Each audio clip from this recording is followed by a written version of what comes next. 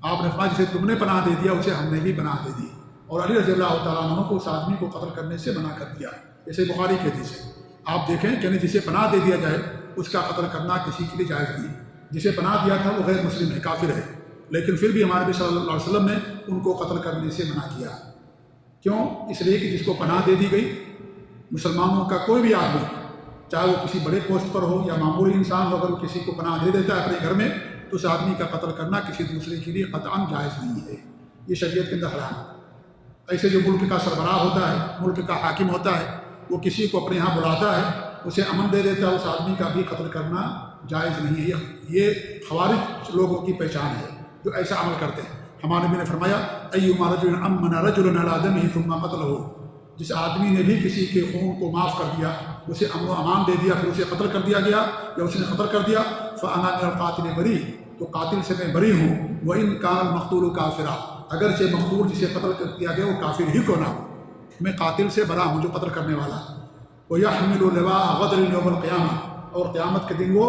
بے وفائی کا، خیانت کا جھنڈا اٹھائے گا، کیونکہ اس نے پناہ دی، اس کو امن و امان دیا، اس کے بعد اسے قتل کر دیا، تو میں ایسے آدمی سے بری ہوں، قاتل سے بری ہوں، چاہے مقتول کافر ہی کیوں نہ ہو۔ اب دیکھیں سعودی عرب ہے، یہاں پر لوگ کام کرنے کے لیے آتے ہیں، تعلیم کے لیے، تجارت کے لیے، کام کی غرض سے آتے ہیں، غیر مسلم ہیں، کرسچین ہیں، غیر مسلم ہیں، ملک کا سربراہ انہیں ویزا دیتا ہے اور وہ یہاں کام کے لیے آتے ہیں، غیر مسلم ہیں وہ، ان کا قتل کرنا کسی بھی صورت میں کسی انسان کے لیے جائز نہیں ہے کہ آپ جا کر کے اسے قتل کر دیں۔ یہ کیا ہے؟ قدر اور خیانت ہے، یہ ناجائز اور حرام ہے شریعت کے اندر۔ ہمارے نبی صلی اللہ علیہ وسلم نے اس سے منع کیا۔ ایک عورت نے پناہ دیا، آپ نے اس کے خون کو معاف کر دیا، قتل کرنے کی اجازت نہیں دی۔ ملک کا سربراہ، ملک کا حاکم، وہ کسی کو اگر اپنے ملک میں بلاتا ہے اور اسے کافر اور غیر مسلم کہہ کر کے جا کر کے لوگ اسے قتل کر دیں، یہ قطعاً جائز نہیں ہے، یہ حرام اور ناجائز ہے، کیونکہ یہ جو معاملہ ہے یہ حاکم وقت کا معاملہ ہے۔ ایسے ضمنی ہوتا ہے، ضمنی کہا جاتا ہے جو کسی مسلمان ملک میں جزیہ دے کر کے رہتا ہے، اور مسلمان ملک کا جو سربراہ ہوتا ہے اس کی ذمہ داری ہوتی ہے اس کے خون کی، اس کی جان، اس کے مال کی حفاظت، اس کو قتل کرنا جائز نہیں ہے۔ ہمارے نبی کی حدیث ہے کہ اگر کوئی ایسا کرے گا تو جنت کی خوشبو اسے نہیں ملے گی اگر کوئی کسی ذمہ کو بھی قتل کرتا ہے، کیونکہ اس کو بھی امن و امان حاصل ہوتا ہے۔ ایسے معاہد ہوتا ہے، معاہد اس کو کہا جاتا ہے کہ ملکوں کا آپس میں معاہدہ ہوتا ہے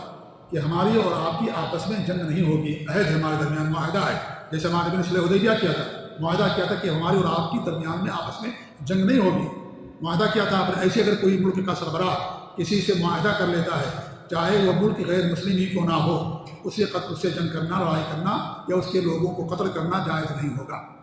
یہ ناحق قتل شمار ہوگا، اور ناحق قتل بہت بڑا جرم ہوتا ہے۔ خون بہانا معمولی بات نہیں ہے شریعت کے اندر، بہت بڑا جرم ہے یہ، آج لوگوں نے اسے معمولی سمجھ لیا۔